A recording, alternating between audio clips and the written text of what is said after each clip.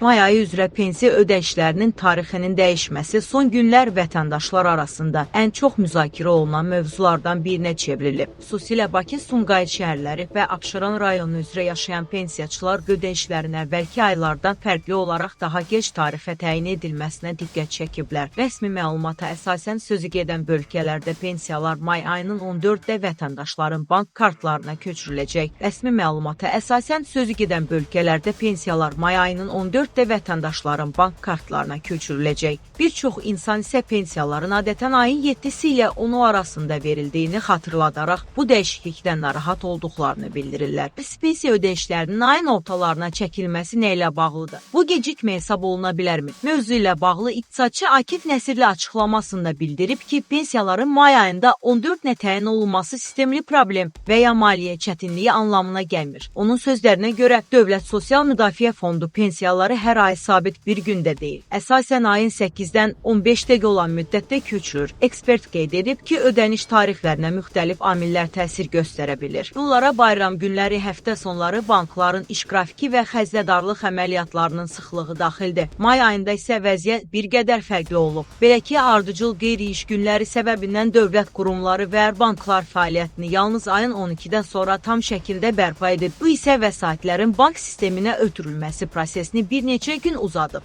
Nəticədə pensiyaların ayın 14-də ödənilməsi planlaşdırılıb. İqtisadçının sözlərinə görə bu hal yalnız texniki və təqvimlə bağlı məsələdir. Burada nə büdcə problemi, nə də pensiyaların azaldılması kimi hər hansı riskdən söhbət getmir. Qeyd olunur ki, əvvəlki aylarda da pensiyaların 13 və ya 14-cü günlərdə ödənildiyi hallar müşahidə olunub. Sadəcə olaraq vətəndaşların əksəriyyəti illərdir formalaşmış praktikaya uyğun olaraq ödənişləri ayın əvvəlində gözləyirlər. Məsələ ilə bağlı Dövlət Sosial Müdafiə Fondu da açıqlama yayıb. Qurum bildirib ki, qanunvericiliyə əsasən sosial ödənişlərin ayın sonuna qədər həyata keçirilməsi kifayətdir. Lakin dövlət vətəndaşların rahatlığını nəzərə alaraq bu ödənişləri daha erkən tariflərdə təqdim etməyə çalışır. Fondun məlumatına görə Bakı, Sumqayıt və Abşeron üzrə pensiyalar əsasən hər ayın 8-dən 15-dəyə olan dövrdə ödənilir. Digər bölgələrdə yaşayan vətəndaşlar, eləcə də güzəştli şərtlərlə pensiya alan şəxslər üçün isə ödənişlər ayın 20-dən 28-də həyata keçirilir. Rəsmi qurum onu da vurğulayıb ki, sosial ödənişlərin növbəti aya keçirilməsi və ya uzunmüddətli gecikməsi ilə bağlı indiyədək ciddi problem qeydə alınmayıb. Ödəniş tarixləri barədə vətəndaşlara əvvəlcədən məlumat verilir və proses nəzarətdə saxlanılır.